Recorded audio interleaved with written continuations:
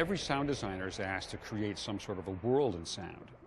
And it's most inspiring when the whole movie essentially requires an original new world of sound. Burtt is an Academy Award-winning sound designer who did his very first work on the first Star Wars movies.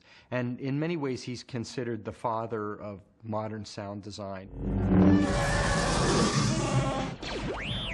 The lightsaber fascinated me. At that time, when the script had first come out, they had some paintings that Ralph McQuarrie had done, so that there were some concepts visually of what some of these things would look like. And those pictures were very inspiring because they gave an idea of the direction we were trying to go in the look of the film, and it was inspiring to me to therefore think up sounds that might fit that kind of visual style. And I could kind of hear the sound in my head of the lightsabers, even though it was just a painting of a lightsaber. I could really just sort of hear the sound. I think maybe somewhere in my subconscious I had seen a lightsaber before. I've been waiting for you, Obi-Wan. We meet again at last.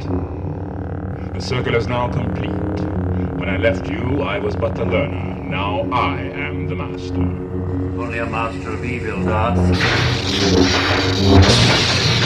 That I found one day by accident. I was carrying a microphone across the room between recording. I was recording something over here, and I walked over here with the microphone, passed by a television set, which was on the floor, which was on at the time, without the sound turned up, but the microphone passed right behind the picture tube, and as it did, this particular microphone produced an unusual hum. It picked up transmission from the television set, and a signal was induced into its sound reproducing mechanism.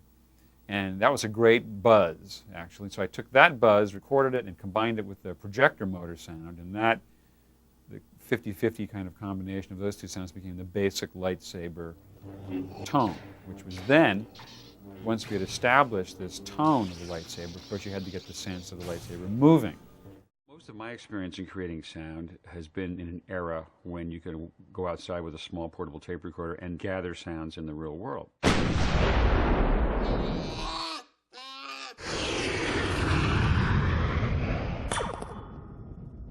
But I've always been fascinated by the roots of sound design for movies, which really goes back to the days when devices were built to create all kinds of sounds.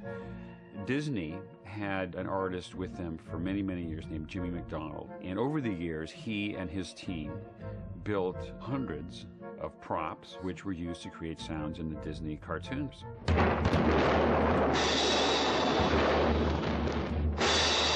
The Disney style was to use musical sounds for sound effects.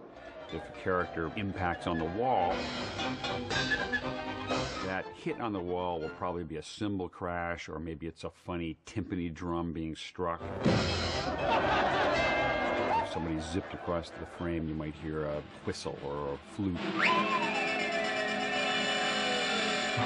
And it worked well because those kinds of musical sounds could be controlled in the studio. I'm going to create a sound for Eve's laser gun in her arm. And I discovered years ago that if you strike a slinky-like spring with any object, you don't just get a clunk on the pickup mic or a ping, you get a pew. That happens because the high frequencies travel faster than the low frequencies. So if you listen to the sound far away down the wire, the high frequencies get there first, and then the sort of mid frequencies and the low frequencies. So you get, it's a laser gun.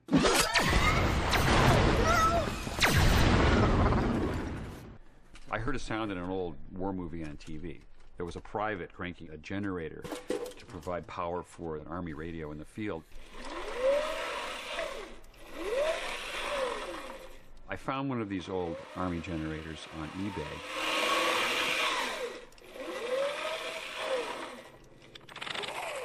And it's the sound we use for Wally when he has to be quiet in a given scene. He's not going very fast.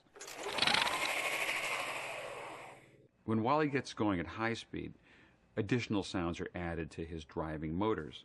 And one of the principal elements comes from a device called the inertia starter, used to start the engine on an old airplane.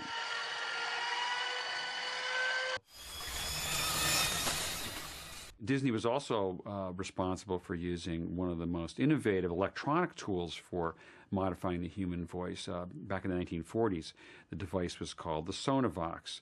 And this device involved playing a sound over a small pair of speakers, and a performer would hold the speakers against their throat. The train sounds are all on here. You hold these over your vocal cords and move your lips, like this. All aboard! All aboard! Clear the track! All aboard! Let's go! Eve, Eve. The voice of Eve is a modern example of the same technique. In this case, I'm using a device called a vocoder, and you can input into this device a human recording, and at the other side of the device you can put in a tone. Directivo, directivo. Changing the performance and giving it electronic nuances. Directive. You wanted to have all the soul of a human being might have in the performance, but you wanted it to sound like the voices were synthesized, that they were coming from a machine. Recording equipment in the earliest days was very bulky. You couldn't take it outside and go on location to record a train. And so the artists at Disney would simulate the sound right there in the studio.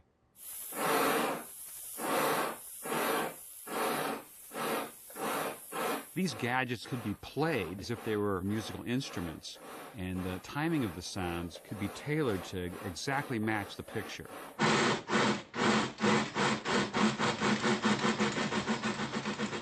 This is a rain machine. I have it just loaded in there with little finishing nails, nailed all on strips, and then a couple hands full of Mexican peas. And by rotating it slowly, you'll get the rain sound.